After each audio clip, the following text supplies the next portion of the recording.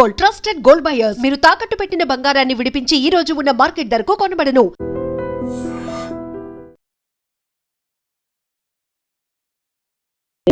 Welcome to iDream media. Visakhapatnam జిల్లా మాధవదారికి చెందినటువంటి మహేష్ అనే ప్రబుద్ధుడు పొద్దున్నంతా కూడా సూటు బూటు కార్లో వామ్మో ఆయన ఇచ్చే బిల్డప్ ఇంత అంత కాదు. ఒక సాఫ్ట్వేర్ ఉద్యోగిగా ఒక బిల్డప్ ఇస్తూ సాయంత్రం అయ్యేసరికి తలకి పెద్ద క్యాప్, కళ్ళకి మాస్క్ ఇవన్నీ కట్టుకొని ఇంట్లో దొంగతనాలు చేసేయడానికి సిద్ధమైపోతుంటాడు ఈ ప్రబుద్ధుడు. సో ఈయన స్టోరీ ఏంటంటే, విశాఖపట్నం జిల్లాలో ఇల్లాలు, హైదరాబాద్ లో ప్రియురాలు. కానీ నేను చేసే ఉద్యోగం సాఫ్ట్వేర్ కంపెనీలో చేస్తున్నాను, నాకు నెలకి లక్షల్లో జీతం వస్తుంది. సో దానికి తగ్గట్టు హోదాగా నేను బిల్డప్ ఇస్తూ BMW కారులో ఇక్కడ నుండి అక్కడికి, అక్కడి నుండి ఇక్కడికి ట్రావెల్ చేస్తూ ఎవ్వరికి అనుమానం రాకుండా దొంగతనాలు చేసేస్తూ లైఫ్ గడిపేస్తాను అనుకున్నాడు మహేష్. కానీ ఎలాంటి దొంగ అయినా ఏదో ఒక చోట చిక్కుతాడు కదా, అలానే విశాఖపట్నం పోలీసులకైతే మాత్రం ఈ మహేష్ అనే దొంగ చిక్కాడు. సో ఈ మహేష్ స్టోరీ వింటే వామ్మో, చిన్నప్పటి నుండి కూడా 15 ఏళ్ళకే పిఎం పాలెం పోలీస్ స్టేషన్ లో 4 కేసులు, దొంగతనానికి సంబంధించి 4 కేసులు నమోదయ్యి జువైనల్ హోమ్ నుండి వచ్చిన తర్వాత పోస్ట్ గ్రాడ్యుయేషన్ పూర్తి చేసి సాఫ్ట్వేర్ గా కొన్ని హైదరాబాద్ కంపెనీలో జాబ్ చేశాడు. అదే విధంగా విశాఖపట్నంలో కూడా జాబ్ చేశాడు. ఇక్కడ పరిచయమైన యువతతో ప్రేమాయణం సాగించి పెళ్లి చేసుకున్నాడు. మళ్ళీ ఇక్కడ నుండి హైదరాబాద్ వెళ్ళిన తర్వాత అక్కడ కూడా సాఫ్ట్వేర్ ఉద్యోగం చేస్తున్నటువంటి ఒక యువతికి గేలం వేసి ప్రేమాయణం నడుపుతున్నాడు. అంతా బానే ఉంది. ప్రియురాలకి ఇల్లాలకి కూడా మంచి మంచి బట్టలు, మంచి మంచి నగలు, వామ్మో మామూలు కాదు, ఒక క్రేజ్ లో ఒక హైప్ క్రియేట్ చేస్తూ చాలా బిల్డప్ ఇచ్చేస్తున్నాడు.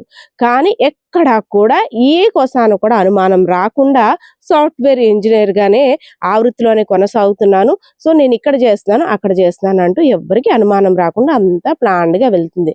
కానీ ఒకానొక దొంగతనం కేసులో అనుమానం వచ్చిన పోలీసులు మొత్తం సీసీ కెమెరా ఫుటేజ్లన్నీ తీసిన తర్వాత ఈ సాఫ్ట్వేర్ ఉద్యోగి అయినటువంటి మహేష్ చరిత్ర చూసి వారు కూడా ఆశ్చర్యం వేసింది. సో దీనికి సంబంధించిన డీటెయిల్స్ అన్ని కూడా విశాఖపట్నం నగర పోలీస్ కమిషనర్ అయినటువంటి శంకప్రతాప్ బాబ్జీ గారు అయితే మాత్రం మీడియాకి వివరించారు.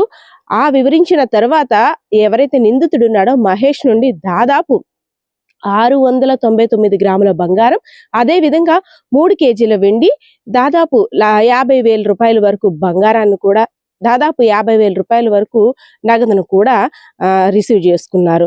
సో ఇదంతా కూడా తెలిసిన తర్వాత ఎవరైతే ప్రియురాలు అదే విధంగా భార్య ఉన్నారో వారు ఒక్కసారిగా దిగ్భ్రాంతికి గురయ్యారు. మా భర్త నా ప్రియుడు ఇలాంటి పని చేస్తాడు, ఏం కాదు, ఆయన సాఫ్ట్వేర్ ఉద్యోగి, ఆయనకి అలాంటి అవసరమే లేదు, ఆయన హోదానే వేరు, మీరు ఎవరిని చూసి ఎవరు అనుకుంటున్నారో అనేసని ఆ మాట వినబడేసరికి వీళ్ళు కూడా దాటేశారు. కానీ పోలీసుల నుండి సమాచారం వచ్చిన తర్వాత ఒక్కసారిగా దొంగన మొగుడా, దొంగన ప్రియుడా అంటూ కూడా తిట్టడం ప్రారంభించారు. సో ఎప్పటి నుండో చిన్నప్పటి నుండే జల్సాలకి అలవాటు పడినటువంటి మహేష్ దొంగతనాలు చేసుకుంటేనే హ్యాపీగా లైఫ్ లీడ్ చేసుకోవచ్చు, అనుకుని సాధించవచ్చు, విలాసవంతమైన జీవితం గడపచ్చు అంటూ పకడ్బందీగా ప్లాన్ చేస్తూ పొద్దున్నంతా కూడా సాఫ్ట్వేర్ ఉద్యోగ బిల్డప్ ఇస్తూ రాత్రి అయ్యేసరికి దొంగతనాలకు పాల్పడుతున్నాడు. ఈ బంగారాన్ని డబ్బుని అంతా కూడా క్యాష్ చేసుకొని తను స్వతహాగా ఒక బాడీ బిల్డర్ కూడా, సో దానికి సంబంధించిన ఒక న్యూట్రిషన్ కంపెనీ పెట్టాలి అనే ఆశయంతో ఈ దొంగతనాలన్నీ చేసి కొంతమేర డబ్బును కూడబెట్టుకొని సో నేను లైఫ్ లో సెటిల్ అవ్వాలని ఆలోచన చేసినట్లు ఎవరైతే నిందితుడు మహేష్ ఉన్నాడో పోలీసులకు కూడా వివరించారు. సో ఇతని విషయం తెలిసిన తర్వాత పోలీసులు అయితే మాత్రం తను చేసిన దొంగతనాలు, అదే విధంగా స్కూటీ దొంగతనాలకు ఉపయోగించిన సుత్తి అవన్నీ కూడా రికవరీ చేసుకొని అసలు విషయాన్ని అంతా కూడా మీడియాకి వెల్లడించారు. సో దీనికి సంబంధించిన డీటెయిల్స్ అన్ని కూడా విశాఖపట్నం జిల్లా పోలీస్ కమిషనర్ అయినటువంటి శంకప్రతాప్ బాబ్జీ గారు అయితే మాత్రం మీడియాకు వివరిస్తున్నారు. చూసేద్దాం. ఈరోజు ఒక ప్రాపర్టీ అఫెండర్, అతను మన ఆంధ్ర రాష్ట్రంలో 56 ప్రాపర్టీ అఫెన్సెస్ చేశారని ఇంతవరకు, ఆంధ్రప్రదేశ్ రాష్ట్రంలో 62 అఫెన్సెస్ చేశారండి.